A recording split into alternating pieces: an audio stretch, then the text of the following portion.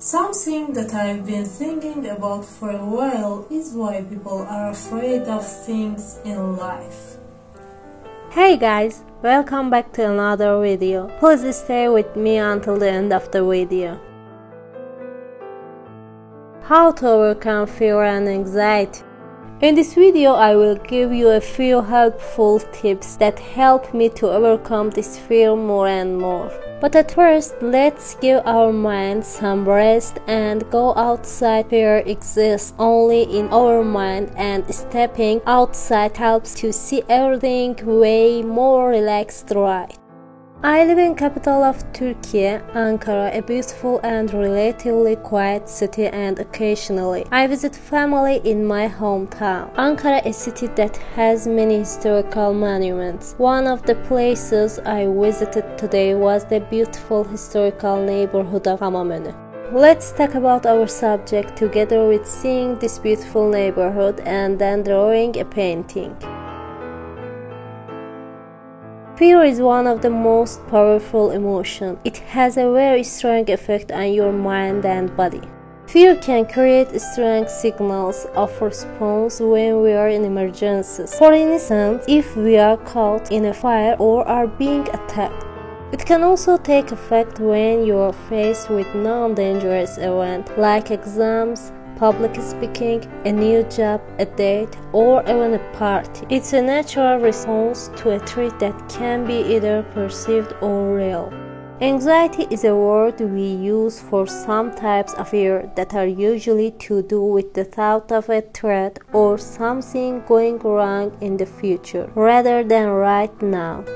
Fear and anxiety can last for a short time and then pass, but they can also last much longer and you can get stuck with them. In some cases, they can take over your life, affecting your ability to eat, sleep, concentrate, travel, enjoy life, or even leave the house or go to work or school. This can hold you back from doing things you want or need to do, and it also affects your health. Some people become overwhelmed by fear and want to avoid situations that might make them frightened or anxious. It can be hard to break this cycle, but there are lots of ways to do it. Learn how to overcome fear and anxiety and/or to cope with fear so that it doesn't stop you from living. What makes you afraid? Lots of things make us feel afraid. Being afraid of something like fires can keep you safe. Fearing failure can make you try to do well so that you won't fail. But it can also stop you doing well if the feeling is too strong. What you're afraid of and how you act when you're afraid of something can vary per person. Just knowing what makes you afraid and why can be the first step to sorting out problems with fear. What do fear and anxiety feel like? When you feel frightened or seriously anxiety, your mind and body work very quickly. These are some of the things that might happen. Your heart beats very fast. Maybe it feels irregular. Your breath very fast. Your muscles feel weak. You sweat a lot. Your stomach churn or your bowel feel loose. You find it hard to concentrate on anything else.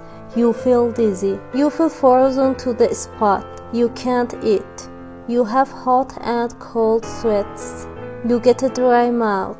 You get very tense muscles. These things occur because your body, sensing fear, is preparing you for an emergency, so it makes your blood flow to the muscles, increasing blood sugar, and gives you the mental ability to focus on the thing that your body perceives as a threat.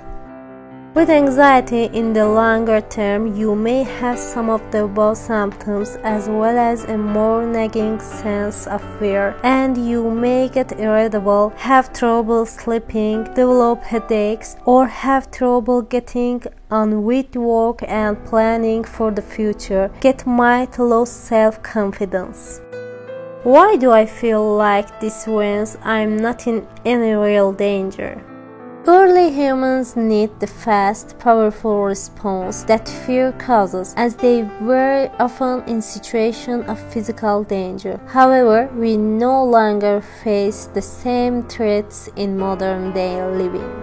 Despite this, our minds and bodies still work in the same way as our early ancestors, and we have the same reactions to our modern worries about bills, travel, and social situation. But we can't run away from or physically attack these problems.